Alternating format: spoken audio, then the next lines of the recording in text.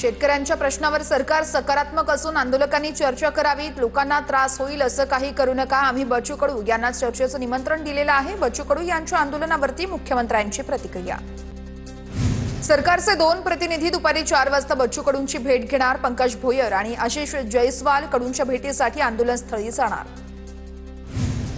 नागपूरमध्ये बच्चू कडूंच्या समर्थनार्थ आंदोलकांकडून रेल रोकोचा प्रयत्न, पोलिसांनी आंदोलकांना रुळावरून हटवलं तर चर्चा सुरू असल्यानं रेल रोको करू नका, बच्चू कडूंचं आंदोलकांना आवाहन। नागपुरात शेतकरी आक्रमक समृद्धी महामार्गावरती टायर पेटवला। 2 तासांपासून शेतकऱ्यांनी नागपूर मुंबई समृद्धी महामार्ग रोखला।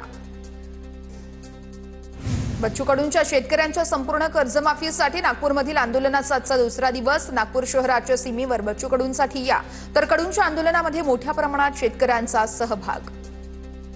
बच्चू कडूंचा मंत्री बावनकुळे यांच्यासोबत फोनवरून संवाद, बैठक घेण्यास आमची तयारी, मात्र नागपुरात या, बच्चू कडूंचं बावनकुळेंना आवाहन। आंदोलन ठिकाणी कधी बैठक होते का, बावनकुळे यांचा बच्चू कडूंना सवाल, तर तोडगा चर्चेतून निघतो, त्यामुळे चर्चेला यावं, बावनकुळेंचं कडूंना आवाहन। 1.5 तास आम्ही वाट पाहिली पण बैठकीला कोणीही आलं नाही, बावनकुळेंची प्रतिक्रिया। मंत्री बावनकुळेंनंतर बच्चू कडूंचा गिरीश महाजन यांच्यासोबत फोनवरून संवाद, आंदोलन स्थगित होणार नाही, कडू आंदोलनावर ठाम। बच्चू कडू आणि मुख्यमंत्र्यांमध्ये उद्या चर्चा होण्याची शक्यता। बावनकुळे आणि महाजनांसोबत बच्चू कडूंची चर्चा, तर कडू आपल्या सहकाऱ्यांसोबत चर्चा करणार। सरकार आणि कडू चर्चेसाठी तयार, कडूंच्या काही मागण्यांवर सरकार सकारात्मक। आंदोलक शेतकऱ्यांनी धीर धरावा, काळजी करू नका, राज्य सरकार तुमच्या सोबत आहे। आंदोलक शेतकऱ्यांना कृषी मंत्री दत्तात्रय भरणे यांचं आवाहन, तर बावनकुळे या संदर्भात आंदोलकांसोबत चर्चा करत आहेत। भरणेंची माहिती। बच्चू कडूंना अर्बन नक्षलवादी ठरवण्याचा प्रयत्न, मग मंत्रिमंडळातील अनाकोंडांना तुम्ही अर्बन नक्षलवादी का ठरवत नाहीये, संजय राऊतांचा भाजपवर गंभीर आरोप। उद्धव ठाकरेंच्या सरकारसारखं हुकुमशाही करणारं आमचं सरकार नाहीये, आमचं सरकार लोकशाहीच्या मार्गाने चालणारं सरकार आहे। राऊतांच्या अर्बन नक्षलवादी या आरोपांवरती मंत्री चंद्रशेखर बावनकुळेंचं प्रत्युत्तर। आंदोलन करण्याऐवजी कडूंनी काँग्रेसला प्रश्न विचारावेत, भाजप कायमच शेतकऱ्यांसोबत आहे। बच्चू कडूंनी देवेंद्र फडणवीसांवर विश्वास ठेवावा, नवनाथ बन यांची प्रतिक्रिया। बच्चू भाऊंनी सांगितलं आमदारांना कापा, मी सांगतो मंत्र्यांना कापा। बच्चू कडूंच्या ट्रॅक्टर मोर्चामध्ये शेतकरी नेते रविकांत तुपकरांचं विधान, कोणीही प्रक्षोभक भाषा वापरू नका, रविकांत तुपकर यांच्या वक्तव्यानंतर चंद्रशेखर बावनकुळे यांचं वक्तव्य।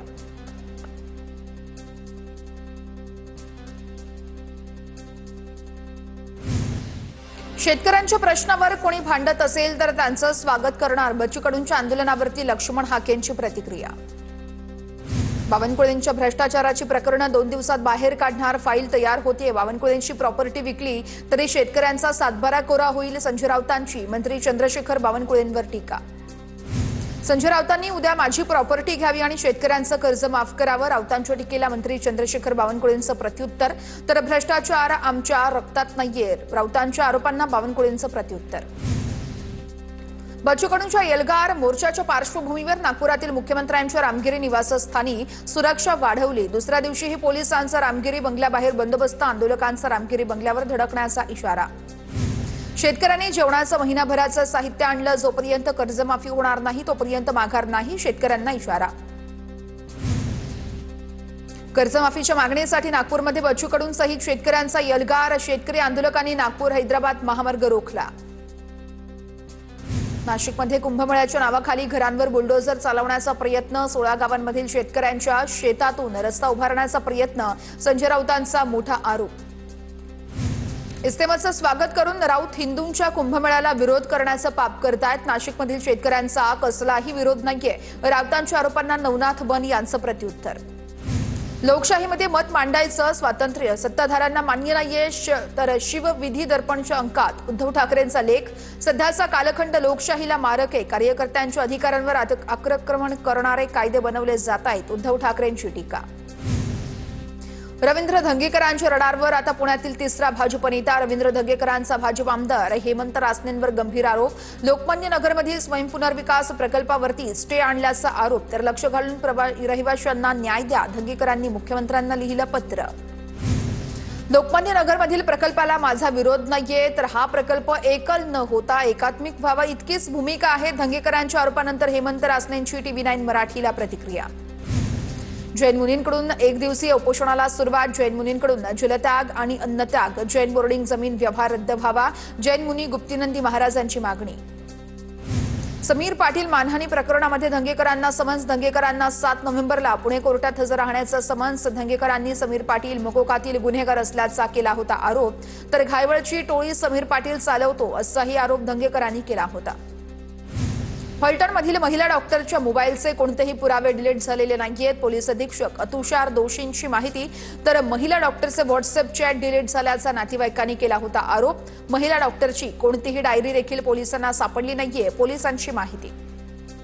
फलटणमधील पीडित डॉक्टर महिलेचा हॉटेलमधील एंट्री करतानाचा व्हिडिओ समोर. सीसीटीव्ही फुटेज समोर. हॉटेल मालकानं आरोपानंतर सीसीटीव्ही जाहीर केल्याची माहिती. फलटण प्रकरणाची एसआयटी चौकशी व्हावी. रणजित सिंह नाईक निंबाळकरांच्या अटकेसाठी काँग्रेस आंदोलन करणार. काँग्रेस प्रदेश अध्यक्ष हर्षवर्धन सपकाळ यांची प्रतिक्रिया. तर काँग्रेसकडून रणजित सिंह निंबाळकर यांच्या अटकेची मागणी.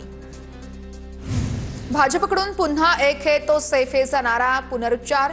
मुंबई पालिका निवडणुकीमध्ये भाजपकडून हिंदू मतांसाठी हिंदू संवाद कार्यक्रमाचं आयोजन. सर्व अभियान ताकदीनं राबवा. मुंबईमध्ये भाजपच्या बैठकीत सूचना.